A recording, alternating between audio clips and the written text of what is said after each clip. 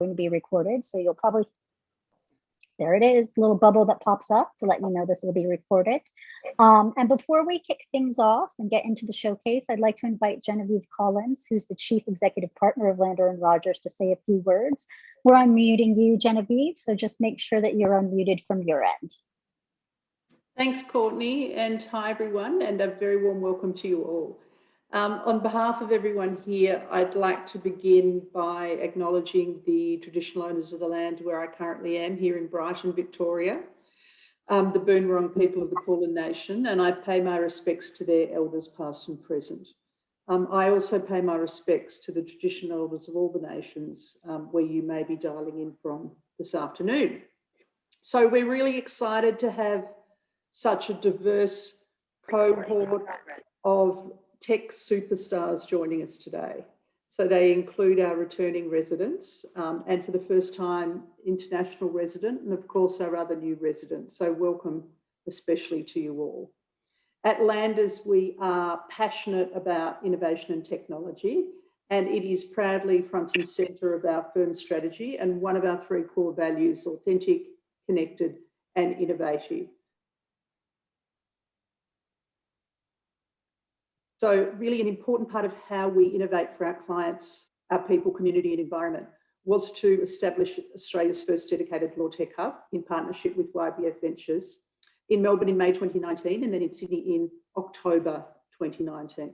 And we're so proud to have done this. It really enables us to provide our residents with sponsored space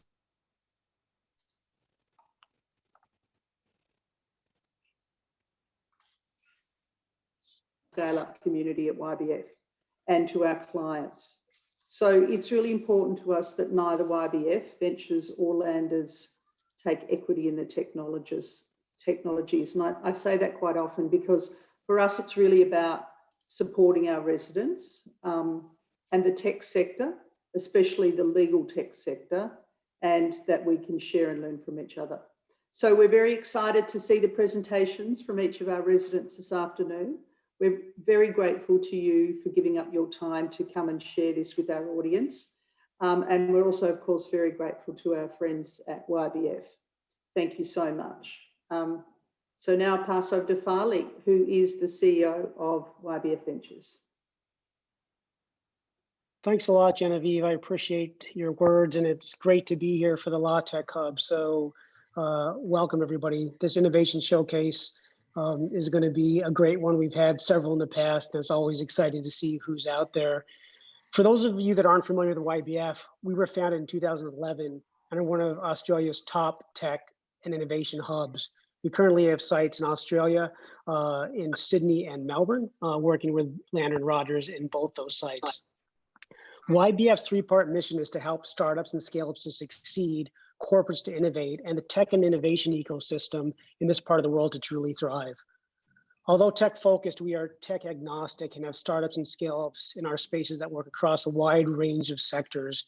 We have also recently launched an entrepreneurial program with a goal of driving startup growth in Australia and innovative thinking within larger corporates and institutions, The LawTech Hub, a partnership with Lander & Rogers, is part of our corporate innovation arm, and it is a great pleasure to work with Genevieve, Simon, Michelle, Stephen, Sarah, and the entire Lander & Rogers team.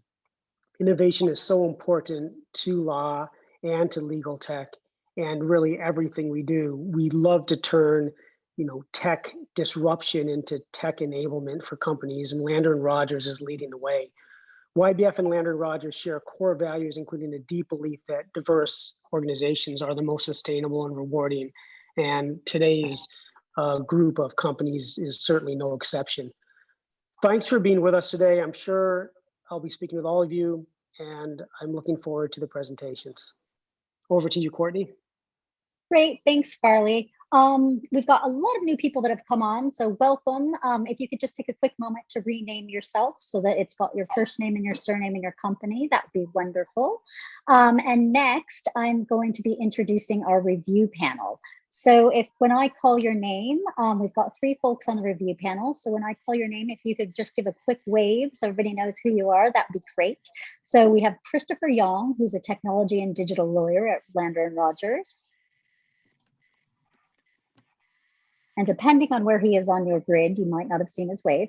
We've got Shannon Chapman with us tonight. And we've got Timothy Gough, and both Shannon and Timothy are partners at Landon Rogers. Furthermore, we're going to be hearing from 5 outstanding companies this afternoon who will be presenting in this order. Avvoka, feel free to give a little wave. beNEXT, Build My Will, Indigital, and Syncly. So each company is going to be introduced by their Landon Rogers sponsor, and each is invited to give a 5-minute presentation of their startup, including an introduction to the team, an overview of the company's background and purpose, and very importantly, what it is they want to get out of the LawTech Hub. After each presentation, there will be 3 minutes of Q&A, and it's solely open to the folks I just introduced you to, so Christopher, Shannon, and Timothy. And then when it is time for the Q&A, if you guys can just make sure you wave your hand, and that way I can call on you and we avoid speaking over each other. And then make sure you're also unmuted so we can hear you. Does that sound good? Everybody get that? Thumbs up if that makes sense. Cool. So 5 minutes presentation, 3 minutes Q&A. So without further ado, we're going to open up our virtual stage to the first presentation. I'd now like to invite Tim McDonald to unmute and introduce our first startup, Avvoka. Again, Tim is Avvoka's sponsor throughout the duration of this cohort of the LawTech Hub. Tim, please make sure that you are unmuted on your side. Thanks, Courtney. Hopefully you can hear me okay. Fantastic. So for those who don't know me, my name's Tim McDonald. I'm a partner at Landon Rogers, only recently joining the firm 2 months ago. So I was really excited to have the opportunity to be the internal sponsor for Avvoka. I'm going to introduce you to David, who is a co-founder of Avvoka, and at risk of not doing it justice, it's an amazing platform. It's all about document and process automation, negotiation and analytics. For those who don't know me, it's a topic close to my heart, so I was absolutely chuffed to be asked to be involved. Now, I will hand over straight to David to take you through a run through of what Avvoka is all about. And David, feel free to share your screen as soon as you're ready, and you've got 5 minutes. Thanks very much, Tim. Yeah, good morning, everyone from my side of the world in London, and good afternoon to, I think, almost everyone else on the call. Thank you very much for having me. So as Tim mentioned, I'm the co-founder of Avvoka. I'm an ex-lawyer by background. I was at Linklaters before founding Avvoka, and we handle the end-to-end documentation process. So apparently 8.3 billion contracts every single year are created and negotiated using tech from 1997. And that's the same year that Microsoft Word released their track change feature for Word. Some of you may remember. So it just shows how far we haven't really come in this space. And if you look at fintech, the exact same year, I believe the very first online banking portal was created. If you look at what we're doing now, we're paying with our face, with our fingertips, with our phones, and yet we're all using the same technology from whatever it is, 20 plus years ago now. And when we think it's really time to change. So we're trying to help transform the way that the world contracts. So as I mentioned, I co-founded it with a friend, another ex-lawyer, back in 2016. We have 15 employees now across our different offices. So our headquarters in London, and we have Singapore, and we have Brian on the call joining us from Singapore, and now our development team are based in Prague. And the key members of the team that you'll be interacting with are myself, Brian, and our head of growth, Giles, who will all be taking part and delighted to be with you. In terms of who we already work with and the kind of types of use cases we have, we tend to work with large in-house teams and law firms. So we've been fortunate enough to do everything from help the world eat burgers with McDonald's to open up pubs to M&A transactions at Allen & Overy and lots of other use cases in between. So we're a really generic documentation platform that can do everything from a kind of a one-page letter all the way to a 350-page loan agreement. So it was a massive goal to us to build a generic platform that can really help with contracting at all levels of the spectrum. In terms of what do we do, so what is our product? So we split it into 3 core key areas. So first is automation. And for those that aren't familiar, that's the concept of creating documents by answering a set of tailored questions to generate a really bespoke, good first draft. So rather than getting that Word document and hacking around on Word for hours and sometimes days, you can automate the document so colleagues can come ahead, answer a set of questions, and that generates your really bespoke first draft. And it might still be, bespoking needing for that particular use case, but it'll do all that boilerplate changes for you and typically save you around 90% of your time. The second big aspect is negotiation. So yes, we can work in other ways than Word, which I'm sure is a shock to many on the call. And there are ways that we can actually be more efficient in the contracting process. So we've built a platform where you can actually collaborate on the platforms. We can tag people in, we can add comments, we can trade versions in the platform, track changes. So we've tried to take all the really good things from the Word experience and the way that we negotiate at the moment, but bake it into the platform that can still leverage the initial automation and track that all the way through the process. And finally, analytics. It's so important that we track as much data as possible with all of these processes. And what's been really important for us is that we try to think slightly differently, and we capture data at source. So what that means is that we're not relying on AI to extract the data after the fact. We're actually collecting data all the way through the process, because the journey starts, middle and ends on our platform. So we can collect perfect data 100% of the time for you to use throughout the process. I'm just going to very quickly focus on one particular aspect just to really kind of bring that to life. And I think it's the most important one, probably for the work that we can all do together. And that's this idea about automation. So this is the answering the questionnaire, generating the document. I mean, there's a hidden side to that I know Tim and Rohan's on the call know all too well, which is how you actually set up these automated documents. Normally you take a Word document, you have to pseudo code in it, which is on the right-hand side of the screen, in order for all your colleagues to kind of benefit from that beautiful questionnaire. But what this means is often it can't be done by people who aren't familiar with technology. It requires a really high degree of skill and learning to be able to actually do that. What we've done is create a really simple and easy interface where you just highlight bits of the screen and it turns into that automated document. And why that's important to us is what it means is the whole universe of documents that can now be automated and benefit from this efficiency is far larger than the old world, where all we really did is automate the major transaction precedents, because that was the only one that had enough value to bring back. So now we've got use cases where you can even use it on an ad hoc deal to generate 500 share option agreements, because you can very quickly automate that document, upload your Excel file, and away you go. And finally, how would we love to work with everyone in part of the LawTech Hub? So hundreds of different ways, but I'll just call out some key ones. We'd love to help promote the role of legal tech in the industry, whether that's through events and thought leadership. We'd love to try and help find some internal automation use cases to try and work on and try and bring efficiency to different departments. And finally, but by no means least, is actually there's a huge opportunity, I think, for us to work with you and your clients. And I don't think innovation is going to happen in the industry unless all actors work together. And that's something that we're also really passionate about. So thanks for that. Really appreciate you giving me the time and look forward to answer any panel questions. Fantastic. Thanks so much, David. If you can turn off your screen share and we'll hand it over to the panel. Does anybody that's on our panel tonight have any questions? Just raise your hand. And I'm scrolling through all these pages to see if I can see you. Yeah, it's Chris here. Should be able to. Can you hear me? Yeah, perfect. Yeah, I've got you. You go for it, Chris.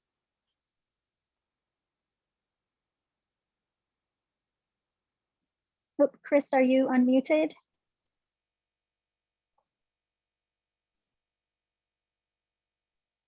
I've dialed in on 2 devices. You should be able to hear me. Is it all good? Yeah. Yes, we can hear you. Thank you. If there's an echo, let me know. Yeah, thank you so much, David, and welcome, Brian, from Singapore. Love the concept. Avvoka is such a great idea, and really like the thought leadership piece. I know you have the Avvoka Academy separate to that, and it's really awesome initiative. One thing that I found was that I know you have a key focus on security and privacy. I know that all comes from your focus on using data. Could you just tell me a bit more about your security focus? I know you have ISO 27001 accreditation, super high bar. I'm just curious to know how security and privacy fits into your overall vision and your involvement with our program. Yeah, thanks, Christopher. Yeah, as you say, data and privacy for us is an absolute, key requirement and key thing that we focus on. I think very early on we realized there was no chance that we could work with any big law firm, bank, or anyone really trusting us with their contracts unless we took it incredibly seriously. So as you mentioned, we have the ISO 27001 accreditation, which essentially every year we have to prove that we have enough processes and systems in place that mean that the data is kind of kept securely. And I think actually one of the biggest things about that for us is because that really looks at operational security. So do we have processes in place to make sure we don't lose data? we don't do anything that maximize the chance of data loss. But I think for me, one of the biggest things we do every year is an external penetration test. So we essentially pay people try and hack the system for 2 or 3 days, and what they'll do is they'll spot any vulnerability they can find, whether it be the tiniest thing that's just come out that's hot off the press, or whether it's absolutely anything they can find over a 2 or 3 day period, and they give us our report, and then we work with them over the next week or so to make sure that anything they found is remediated. So I think for me, actually, that's almost more important, because what we're making sure is that we are as up to date as we possibly can be with what's available on online. Everyone knows that I think hacking a system like ours would be something that we wouldn't survive, to be completely honest, as a company. So yeah, it's something that we take incredibly seriously. Great. We've got 50 seconds in case someone's got another question. Oops, now it's 45. Any other questions from the review panel? Very quick one from me. I'm Lisa Fitzgerald, a partner in our technology and digital practice at Landers. Just curious whether or not you have any capability or functionality to deal with variation agreements, where the base document exists, but you just need to vary it and maybe create conformed copies of the variation. Yeah, absolutely. I think in the 20 seconds I might have left, yeah, we've actually done some integrations before with some of the AI technology out there. So we partnered with a couple of companies essentially where you can use the AI engine to extract all the data and automatically then generate on a rolling basis the variated documents in Avvoka. So yeah, would love to kind of come follow up when a bit more time to get into more detail on that. But the answer is yes, through leveraging someone else's AI tool. Great. So that wraps up our Q&A session here. Thanks so much, David. Next, we're going to go over to Lisa Gattel, and she's going to be introducing beNEXT in the capacity of their sponsor. So Lisa, over to you. Please make sure that you're unmuted. Thank you. Hi, everyone. I'm Lisa Gattel, a partner in the real estate and project group at Lander & Rogers. And I'm very excited to introduce Abe, the co-founder and CEO of beNEXT, a smart legal contract technology. I recently was taken through an example of the product, and I must say I was super impressed. And I could just see how much it could be used in the future. But I'll hand you over to Abe to take you through their technology. So Abe, you should have access to share your screen, and you've got 5 minutes. Thank you very much. Share my screen. Okay, so hopefully you can see that. So yes, we're beNEXT, and we work with smart legal contracts, and we've been working in the property industry to start. So I'm the co-founder, and my background was with Accenture. I was a partner there for many years, and Martin, my co-founder, is our CTO, and we also have Oliver Todd, who's a digital lawyer and has a background at Herbert Smith Freehills. So we make smart legal contracts, and we're really about integrating contracts into commerce and business. So taking them and letting them work with the rest of their environment around them, the business and commercial context that they're in.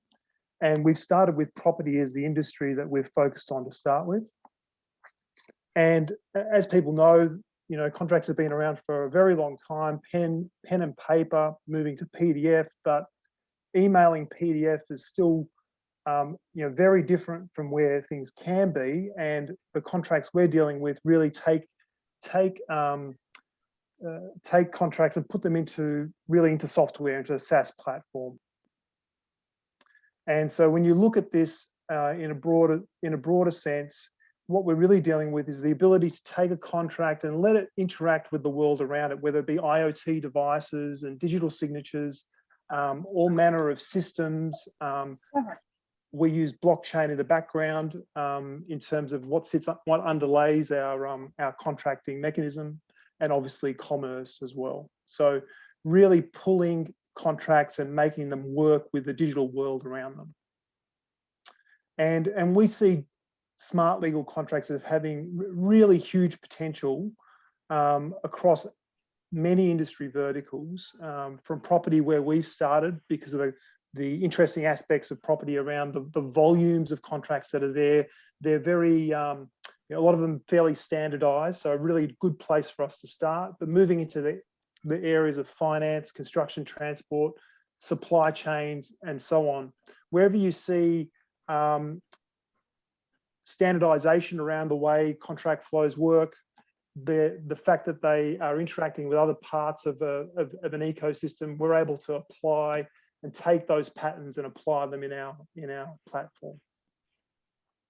And our unique combination or differentiator is taking what is this very technical capability around automation and execution of contracts under the covers, and we use the Accord project, which is an open standard and an open source technology platform as a basis for that, but overlaying it with something that really works from a user experience perspective. We're dealing from a user perspective, not just with lawyers who may be part of the process and will be part of the process, but actually end users. So the parties to the agreement are the people who we're really focused on in terms of the way we enable these sorts of contracts in the real world. And in terms of what we're doing and where we are, so like I said, we've started with property, and we've focused on residential contracts, contracts of sale, agency authorities, an area where there is a high volume and many people using these sorts of agreements. So we're working closely with Barry Plan at the moment. We're working a trial with a small number of their agencies before we expand across their franchise group. We've got some other partners and customers around mortgages and loans for property as well. So Urban Gate Capital is a US firm that we're working with there. We've been working with Landers, which we're really excited about, around getting some specific contract IP into our platform that then can be used by our customers. And we've been working and partnering with the REIV, which is the Victorian Real Estate Institute, for over 12 months now. So this is really quick, but Martin, if you're on, can you do a really quick demo of what we've got? I'll stop sharing. In the 60 seconds or so that I have for this, let me just quickly share our screen. So this is what we've currently developed so far for the real estate industry. I just want to point out this is very specific to the real estate industry. I mean, smart legal contracts can be quite generic, but this is just a quick flavor of what we've done. So for agents, we have everything hangs off a property. And so here we have a property, which I prepared earlier. And so the sort of agreements that an agent might want to deal with on a property, they might want to add an authority, or they might want to add a contract of sale. And so we have a number of different agreements that have already been created from various templates. So this is a residential sale authority. And of course, the demo goes through against me, just refresh that screen. And so when you go into this form, you'll see it's a fairly standard web form. So the whole point of this is to make it really easy for agents to use, and it's also mobile friendly. But under the covers, there's an actual smart contract underneath this. So an agent will go through and complete the sort of base information they might need to complete in order to fill out the data for an authority. I won't go through all the details here, but it's a fairly standard web form. They will then save that. And then once that's saved, it appears here. They can come back in. If they want to actually view the legalese, they can click the view agreement button. And so we do generate PDFs and documents. These are important because people are used to them. This is what they're familiar with. This is the real world. And so they can see all the data they just entered into the agreement here. You can see Martin, so sorry, I'm gonna have to cut you off there. Okay, no problem. But lots of stuff to look at later. So Sure. Next, we're just gonna move on to the Q&A session. So big thank you, Abe and Martin, that was great. And we'll have to catch up with you after to get kind of a more in-depth vibe of what you're doing. But if anybody on the review panel, so again, that's Christopher, Shannon, and Timothy, if any of you have a question, just jump in. There's so many people on this panel, I won't be able to see your hands. So just unmute yourself and dive in. It's Shannon here. Thanks, Courtney. Thanks very much, Abe and Martin. What a great presentation. I really liked the demo at the end there. I just wondered if you could tell us a little bit more about whether or not your platform has the capability to capture all of the relevant information about a particular property. So, for example, is there capability to capture details about easements or other restrictions or other covenants that might be on a property, and whose responsibility would it be to ensure that all of that information is captured and is correct? Yeah, no, good question. We've got, at the moment, we're capturing the information that sits up front around an authority and then the contract of sale. And as you suggest, there's a whole lot of other information that is captured in the process as well. And there's actually in our roadmap to capture that full set of information so that it can be used across that kind of value chain and ecosystem. So we're sort of 2/3 of the way there, but we've got a plan to get the rest of it in there as well. And what we want to do ideally is get the parties, in this case, the vendor, to self-serve a lot of that information and get it, because a lot of the time they actually know most of this stuff. And what we're finding in the case of a vendor is they're getting multiple sets of requests from the agent, from the conveyancer, to get this sort of information. So our goal is to get this to be self-served. That sounds pretty incredible, having being in the process of trying to look at properties at the moment. I'm finding trying to gather all of the information a bit painful. So sounds like it will be an incredible step forward. Just another quick question, if I can. So you've spoken a little bit about your plan for the property space and where you're heading there. Can you tell us a little bit about your vision for smart legal contracts in some of the other spaces you'd like to look at? So finance or construction or medical? Yeah, look, our view is that wherever there are contracts that have some certain characteristics, where there's good volume, because automation really can work around, you know, high volume transactions, where there is long-lived contracts that execute after they've been signed. Smart legal contracts really work well there too. Where there's a lot of handover across multiple parties inside the contracting process, and then afterwards, these are the places that we think it's really relevant to. So, you know, all of those industries have segments and components to them where those sorts of characteristics are relevant. So that's our sort of I guess guideline around where we're heading next with this. Another quick one is that where contracts interact with each other. So we were looking at like renewable energy contracts. Oliver's had a fair bit of work in that space. And so we have many contracts that impact other contracts. And so if something gets changed in one, then they notify the other agreements that they know that they need to be aware about this. It might be a date change or a change in financial circumstances or a force majeure or something like that. Great, thank you. That was a really good Q&A session. Thanks for your questions, Shannon. Next, we're going to move on and hear from the sponsor of our next startup, which is Build My Will. Maggie Yikwa, could you make sure that you're unmuted and welcome our next presenting startup? Thank you. Thank you, Courtney. Can you hear me okay? Yeah. Great. Hi, everyone. Lovely to see you all. My name is Maggie. I'm Senior Associate and Innovation Manager for our Family and Relationship Law Group. I have the privilege of being the sponsor of Build My Will. So it gives me great pleasure to introduce you all to Shavin Vijayartna, the founder of Build My Will. So Shavin, feel welcome to share your screen when you're ready, and you have the next 5 minutes to share with us what you have.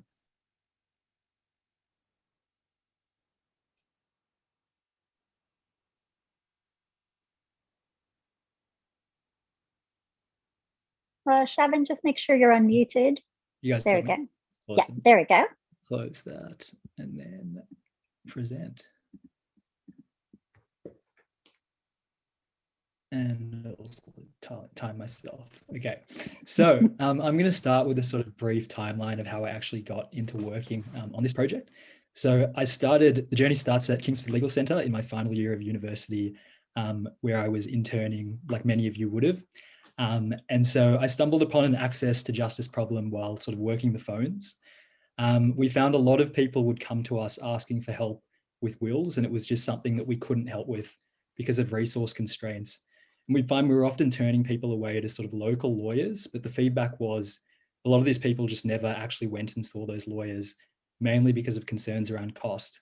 And I think the thought that I had at that time was, at least to sort of get a simple will in the hands of these people or give them that access, that's something that should be sort of solved in sort of 2019 at the time, but it wasn't.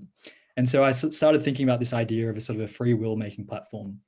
And so then fast forward to my last semester of university, I was lucky enough to go on exchange to San Francisco.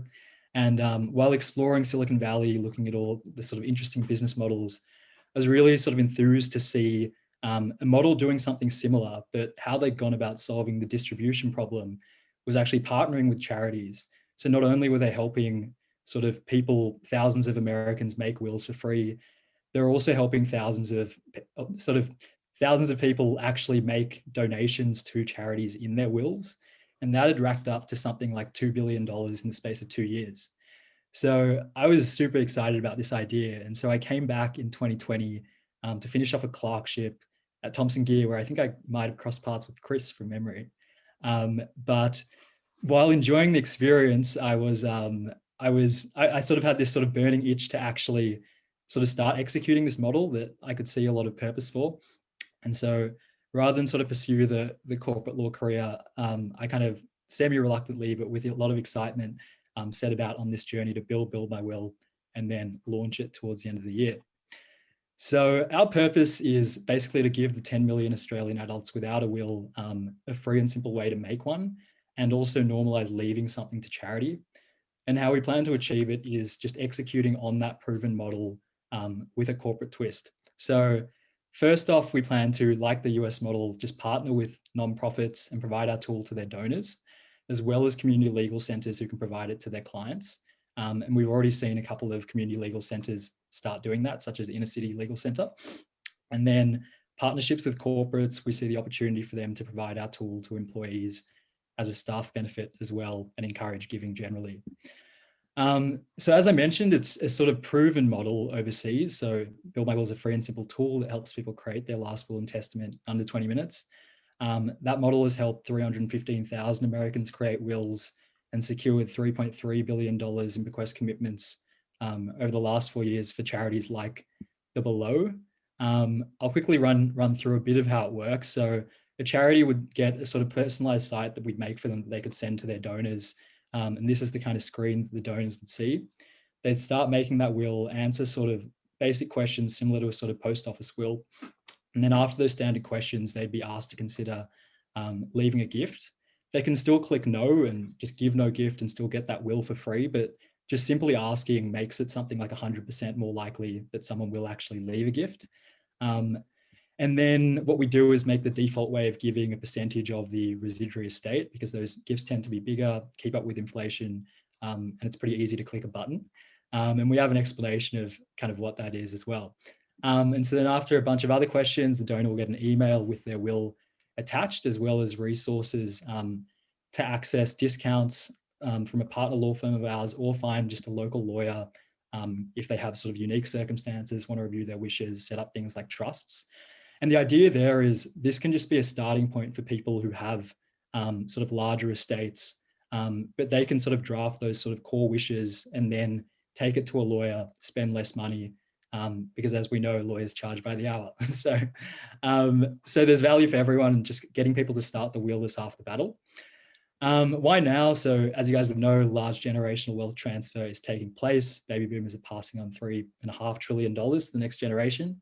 We think if we can help 1% of that go to charities, that's $35 billion, which is like not an insignificant amount of money. COVID-19 has also seen people become increasingly happy to make a will.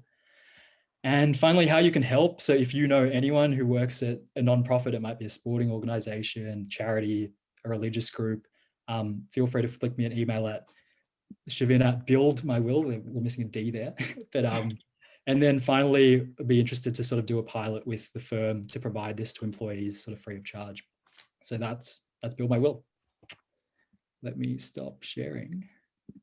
Thanks so much for that, Shavin. That was great. So we're going to hand it over to our review panel. So Timothy, Shannon, or Christopher, do you have any questions? If you want to just unmute yourself and dive in, that is absolutely great. Thanks, Courtney. Hi, Shavin. It's Tim Gough here. I'm partner at Lander & Rogers, part of the Q&A panel. Thank you for that presentation. I found it very interesting. It aligns very much with a lot of the work that we do in the family law team here at Landers. We're looking for people, places that we can refer people for their wills all the time. Just taking up a couple of things that you raised, I really like the charitable angle. I think that's a really great way to pitch it. My question, well, I've got two questions. My first is this. My colleagues within the wills and estates space who work in that space, there's a bit of a stigma against the post office wills, which you mentioned. What do you see as the challenge for you in that space, and how are you going to perhaps avoid or even overcome that stigma with this product that you've developed? Yeah, definitely. So I think we're actually we're met with quite mixed reactions from law firms. Some see us as a sort of business generation, lead generation tool potentially, and then others sort of think online wills are sort of a waste of time. And so I think the solution is sort of somewhere in the middle, where obviously for some people they're just never going to be comfortable making a will online. And then they should really go and see a lawyer. But there's this other camp of people who would see a lawyer if they felt like they could afford it. And I think, and then there's this third category of people who kind of procrastinate away actually just ever starting that process. And it ends up with sort of half the population just dying without wills. So we think particularly with that second and third category, if we can just give them that starting point, it might actually mean that they're more likely to actually see a lawyer in the end, rather than just sort of dying interstate and never getting around to it. Yeah, right. Well, it sounds like you've definitely got some plans around it. I really like that answer. That was really good. The second answer to my question is this: given that wills across Australia are governed on a state-by-state basis, not on a federal basis, how do you see yourselves overcoming the challenge of people being in different states and therefore having different legislation, different requirements apply to their wills depending upon their location? Yeah, definitely. So on the question of, so as you know, it's sort of governed by different legislation across states, as you mentioned. But there are sort of luckily enough sort of consensus amongst all the states and territories on what makes sort of a valid will. And so that gives us that sort of baseline to provide something where people can go about making that valid will. Now, there are actually sort of minor differences. There's, for example, there's something like the interested witness rule, which you might have heard of, where basically if a witness is signing a will, but they've been left a gift in the will, that gift is void in certain states, for example. So that applies in New South Wales, but it doesn't apply in Victoria. In Victoria, you can make a will, be a beneficiary and also sign it, like no problems. So what we take is the approach of meeting the strictest standard of all those regulations and simply providing instructions that if you are a beneficiary of a will, you should not be involved in that signing process. Even though that would be fine in Victoria, we just sort of set that so there's no actual confusion around that. Great, thank you. That is time on the Q&A session. So thank you, Tim. Thank you, Shannon. Next, I would like to welcome Jo Rankin to unmute. Jo is going to be introducing her sponsored startup, Indigital. Jo, over to you. Thanks, Courtney. And hi, everyone. I'm joining you all from Bunurong country too, in the Kulin Nation. So I'm Jo Rankin, a partner at Lander & Rogers as well, and I'm really excited to be sponsoring Indigital for the 2021 cohort. Indigital is Australia's first Indigenous EdTech company. It's founded by a very smart, ambitious Cabrogal woman with a genuine desire to change outcomes for First Nations people by supporting strong culture with EduTech and also building digital expertise and skills in the community. And it's really groundbreaking work. We're lucky enough to have this fabulous woman, Michaela Jade, with us today. And Michaela, if you want to make sure your presentation is up on screen, here's your 5 minutes. Thank you, Jo. Warami. My name is Michaela Jade. I am a Cabrogal woman, and I like to pay my respects to the ancestors and country and language and law, to where everyone is coming from today. I'm personally on Ngunnawal country today, which is Canberra. So I am going to just share my screen and hopefully you can see my PowerPoint. Okay, all good. So thanks for the opportunity to present today. Indigital has a pretty broad mission and vision. Our vision is to bring 400 million First Nations lands, languages, laws and laws to the forefront of the spatial web. And our mission is to do that by scaling out our digital skills program in digital schools and in digital storytelling, while shaping spatial web policies, laws and economies through our advocacy work and research and development. We have an amazing team of people that work with us from country around Australia. We're primarily female and primarily Indigenous. So we have a very strong Indigenous focus, and part of that includes making sure that we have a good representation of Indigenous voices within our company. We also operate from the context of Indigenous values, which are core to First Peoples across the world, which is country comes first. What's good for country comes first, and everything is one and interconnected through lands, waters, seas and skies. So every operational decision that we make about the company also considers our impact on country. Likewise with our cultures, stories, language, law are our cultures, and they relate us to animate life force, transformation, teachings and caring for country, which is really around our knowledge as well. And community, we work within the context of community. Hello?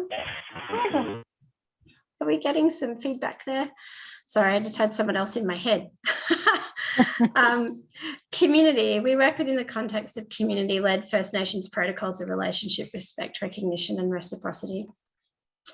This is our primary product. It's our digital storytelling platform, which we developed together with Microsoft and Telstra.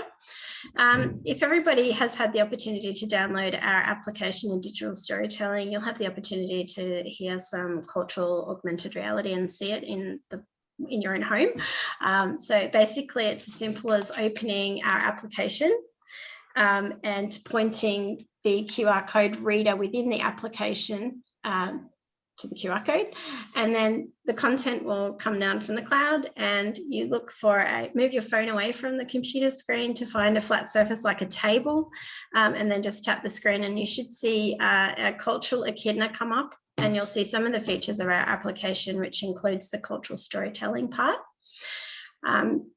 So I'll just leave that QR code there for a minute so people can have a go. We're actually in the process of moving to a registered training organisation that will work with teachers and students while they're still in school to build a portfolio of work around the spatial web technologies. So we train at the moment in AR, VR, XR, so all the mixed reality spectrum, particularly in terms of embedding language, knowledge and law through these technologies. Our education component is expanding to look at also the computational side of augmented and mixed reality through the spatial web, including distributed computing, and looking at how we class information and teach people how to class information on distributed ledger technology, which is blockchain. So they're the areas that we will roll into as we become an RTO. Hopefully everyone's had a go of the QR code, and I can move on now, and it is in the chat, so if you missed out, you can pull it down from there. How do we do this? So our plan in the next 6 months is to bed down a whole of company strategy on really focusing on what our sectors are, making sure that everyone is successful in our program, making sure that our build and release is a stable product. We're developing systems and processes for a scale out, and I use the out quite deliberately. We're not in wanting to scale up and using a cookie cutter model across the world. We're aiming to work with 400 million First Peoples that can take our framework and our platform and adapt it to their own culture, language, knowledge and law. We want to deliver authentic storytelling. We've been seeding a few approaches in the marketplace to make sure that our thought leadership, brand and messaging is on point, and creating more buy-in basically through sales to get the digital experience in the hands of the target audience. Our obstacles as a really young company that's growing very quickly is honing our focus. The spatial web is literally Web 3.0. It's literally bigger than the earth, and we're being pulled between education, glam, tourism, conservation, the corporate sector and the civil space sector. So Digital needs to place some bets on where we're going to focus our efforts first. We are going through a significant growth trajectory at the moment, so balancing staffing with staff skills and the programs that we need to service is becoming really hard. We have lots of full plates as a result of that, and we're also needing to refine coherent, simple and automated processes, primarily around our back-end delivery. And what we'd love help with, please, is connections for our programs to either schools or corporates, and also help with strategy, technical advice, legal support, and the other things that we're needing some assistance with our partnerships, NFT and blockchain for our RTO, which we'll start working on next year, and insights in protecting people's rights, particularly Indigenous peoples, as we move into Web 3.0. So thanks very much for having us, and I look forward to taking your questions. Great, thanks so much, Michaela. We'll hand it over to our review panel. Do Shannon, Chris, Christopher, or Tim have any questions for Mick? Thank you so much, Michaela. What a great presentation. I'm coming to you from Turrbal country in Brisbane. I really enjoyed your presentation, and I had a bit of a look at your website earlier today too, and I really enjoyed having a look at some of the different initiatives you're working on. I saw on your website that you're doing some work around business automation with Aboriginal and Torres Strait Islander businesses in remote communities, and wondered if you might tell us a little bit more about that. As I understand it, oh, Mark Burrows, we can hear you. If you can put yourself on mute, that would be great. We can mute you as well. Thanks. I had some people in my head before as well. I didn't know if you could hear it. It was me. All good. Okay, thank you. Yes, so we did Power Apps training and Power BI training. So looking at helping Indigenous organisations such as IDX go through an automation process. We actually found that was a bridge too far at the moment. So we've stopped delivering that training at the moment. We will revisit that in our RTO next year, but we're concentrating mostly on augmented mixed reality storytelling at the moment. Yeah, wonderful. And what has been one of your most memorable experiences in terms of the Indigital Schools program that you've been working on? Oh my God, there's I'm so sure many you've got many. Yeah.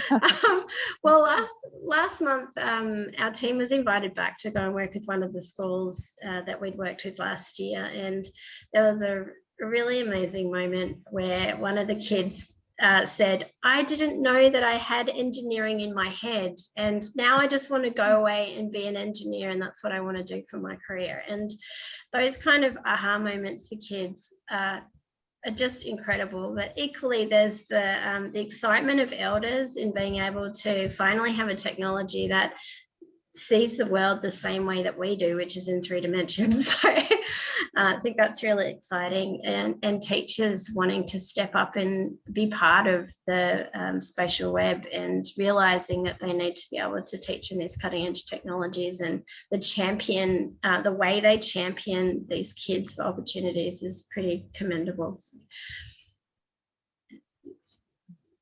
Thank you. We've got about 30 more seconds if anybody wants to throw something in quickly.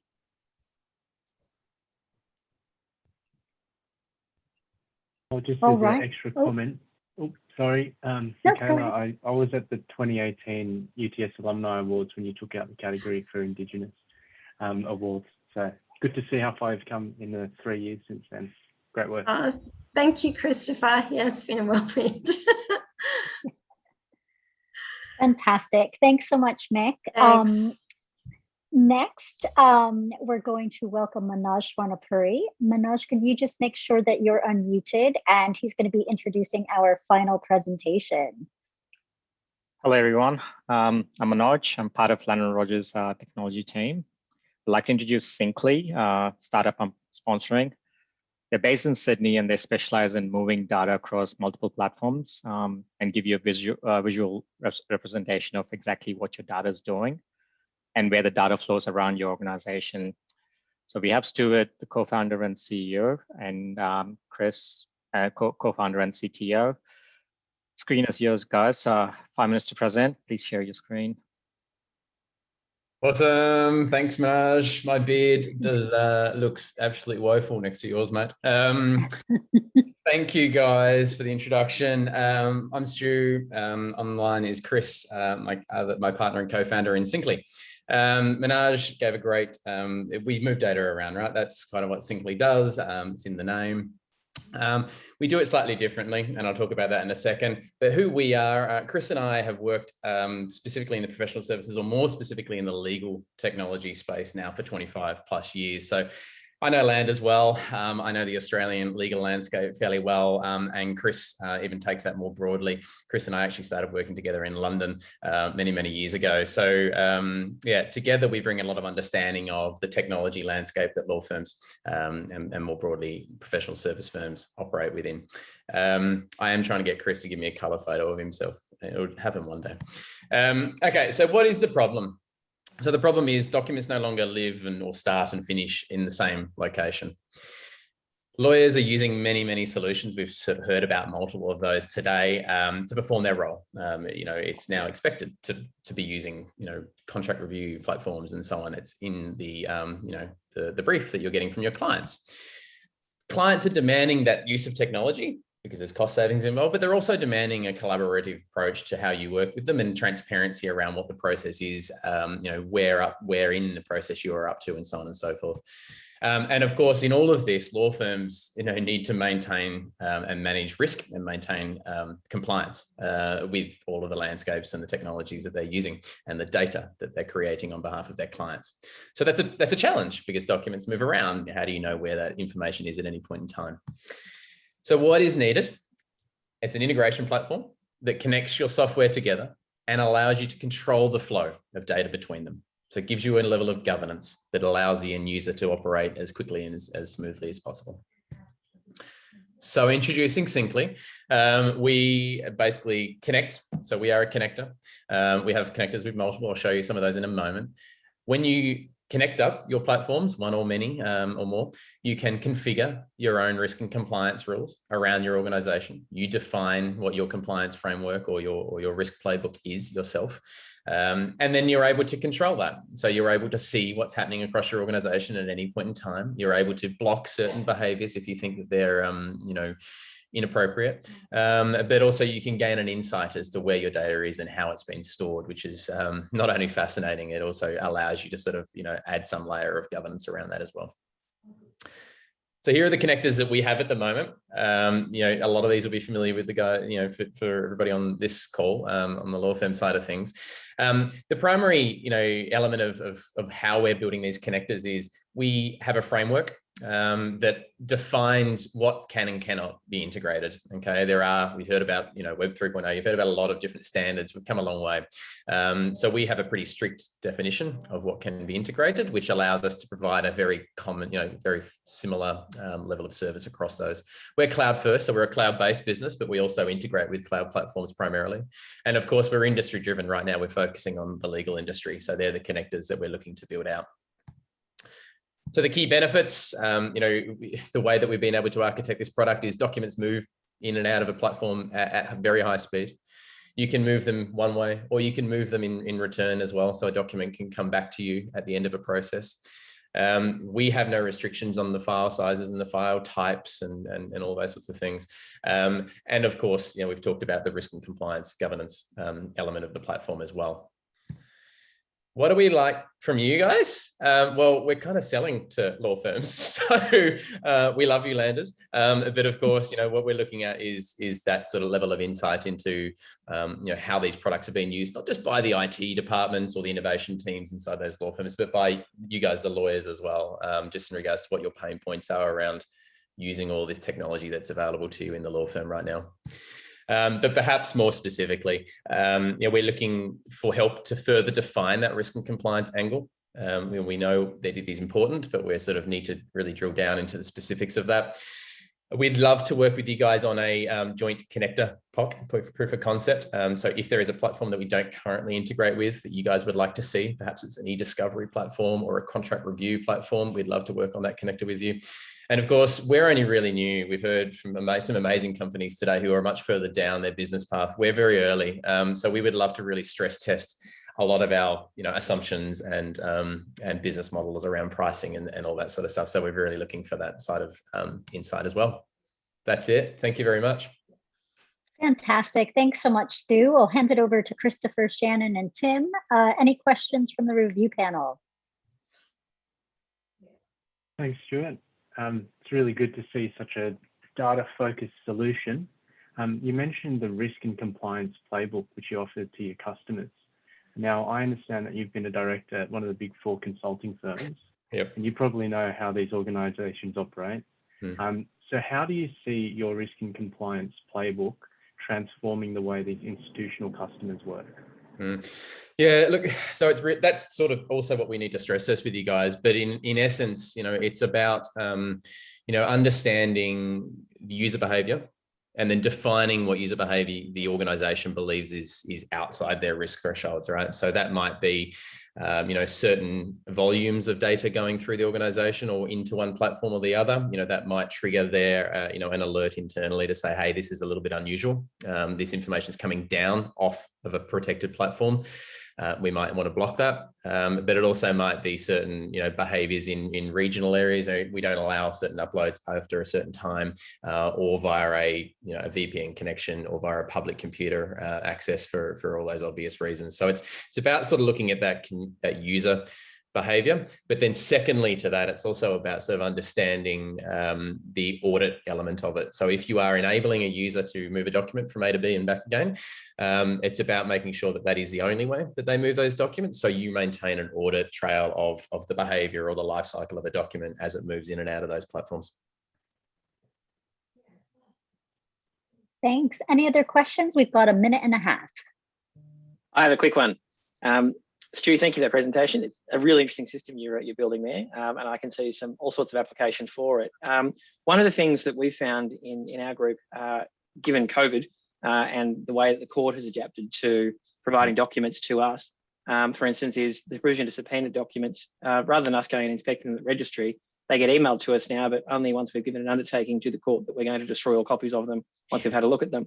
Yeah. That's been a real issue for us because we can't guarantee absolutely that we've destroyed every possible copy of it in every person's inbox or outbox or whatever else.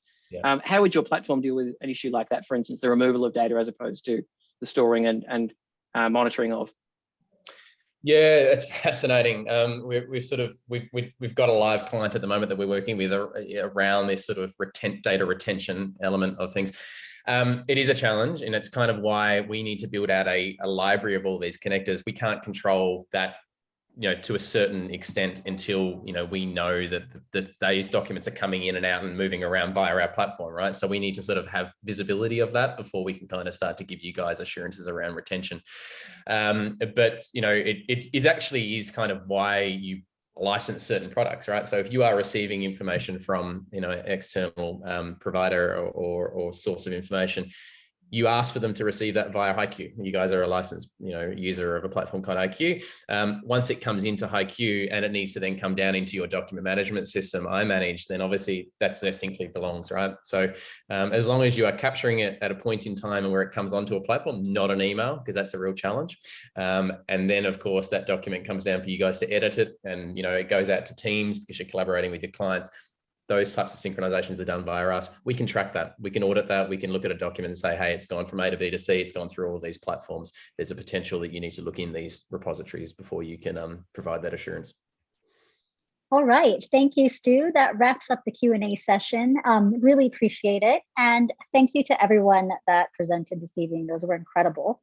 That does wrap up the presentation portion of the Innovation Showcase. I would now like to welcome Lander & Rogers Chief Innovation Officer and Transformation Lead, Michelle Grossman, for final comments. So Michelle, make sure that you're unmuted. Hello, you can hear me? Yep. Awesome. Yes, I just wanted to say a huge thank you to everyone involved in today's showcase, in particular the fabulous Courtney Blackman for seamlessly hosting. And to all those who have worked behind the scenes at Landers to coordinate the event, in particular Sarah and Steve. What an amazing group of LawTech Hub residents. We are truly looking forward to doing great things together. So thank you to Avvoka, beNEXT, Build My Wheel, Indigital and Syncly, along with our fantastic extended team at YBF, and all at Lander & Rogers, both watching on and involved in today's panel, Tim in Melbourne, Chris from Sydney, and Shannon from our Brisbane office, and also those supporting the overall LawTech Hub program as a sponsor. Finally, I am told that there is a link to a form in the chat. So we are very interested to hear everyone's feedback on the showcase. And also if you have any additional questions or ideas for the residents, please include in the form and we will come back to you. So that's all from us. Thanks again, everyone, for your time. I hope you found that as inspiring and enjoyable as I certainly did. Enjoy the rest of your afternoon. Stay safe. Don't forget to cheer on the Olympics tonight. And we will see you all again soon. Cool. Thanks, guys. Thank you. Thank you. Thanks, everyone. Thank you. Thank you.